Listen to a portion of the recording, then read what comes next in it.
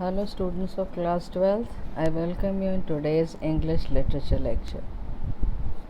Today we'll continue with the story An Astrologer's Day, its 6th part, written by R.K. Narayan. In the next world, answered the astrologer, he died 4 months ago in a far off town. You will never see any more of him. The other groaned on hearing it. The astrologer proceeded, Guru Nayak, you know my name? The other said, taken aback. As I know all other things, Guru Nayak, listen carefully to what I have to say.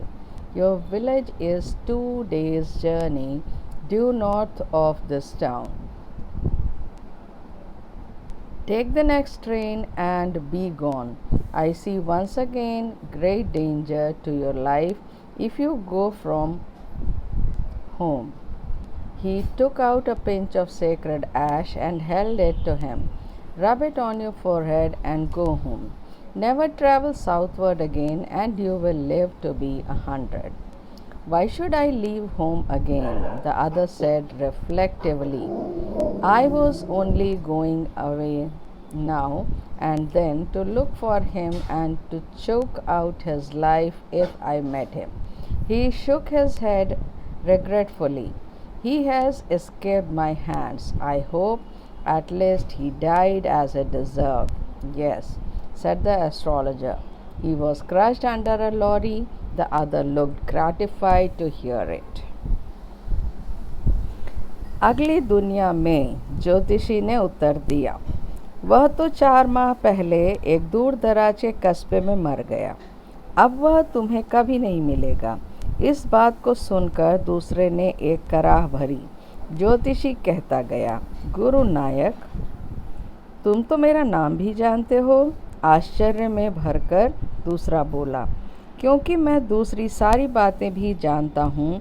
गुरु नायक, जो कुछ मुझे कहना है उसे ध्यानपूर्वक सुनो। इस कस्बे से तुम्हारा गांव उत्तर की तरफ 2 दिन की यात्रा पर पड़ता है। अगली गाड़ी को पकड़कर चले जाओ। यदि तुम घर से बाहर निकले तो मैं तुम्हारे लिए फिर से एक बड़ा खतरा देख रहा हूँ। उसने एक चुटकी भर पवित्र भस्म निकाली और उसके आगे बढ़ा दी। इसे अपने माथे पर लगा लो और घर चले जाओ और तुम 100 वर्ष तक जिंदा रह जाओगे। मैं फिर यहाँ पर क्यों आऊँगा? दूसरे ने सोच विचार के बीच में कहा, मैं तो बार बार घर छोड़कर उसकी तलाश में निकलता और यदि वह मुझे मिल जाता तो उसका गला घोंट देता। उसने अपना सिर खेदपूर्वक हिलाया। वह मेरे हाथों से बच गया। मुझे आशा है कि वह जिस लायक था उसी तरह से उसकी मौत हुई। हाँ, ज्योतिषी बोला, वह एक ट्रक के नीचे कुचल गया। इस बात को सुनकर दूसरे को संतोष मिला। The place was deserted by the time the astrologer picked up his articles and put them into his bag. The green shaft was also gone, leaving the place in darkness and silence. The stranger had gone off into the night after giving the astrologer a handful of coins.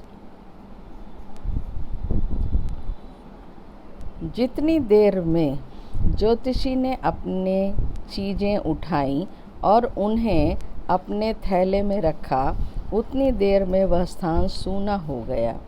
हरी किरण भी उस स्थान को अंधकारमय व खामोश छोड़कर गायब हो चुकी थी।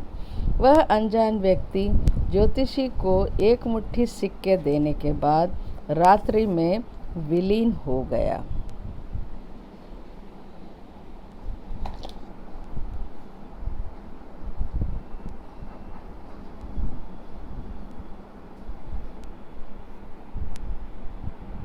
तो आज के लिए बच्चों यहीं तक।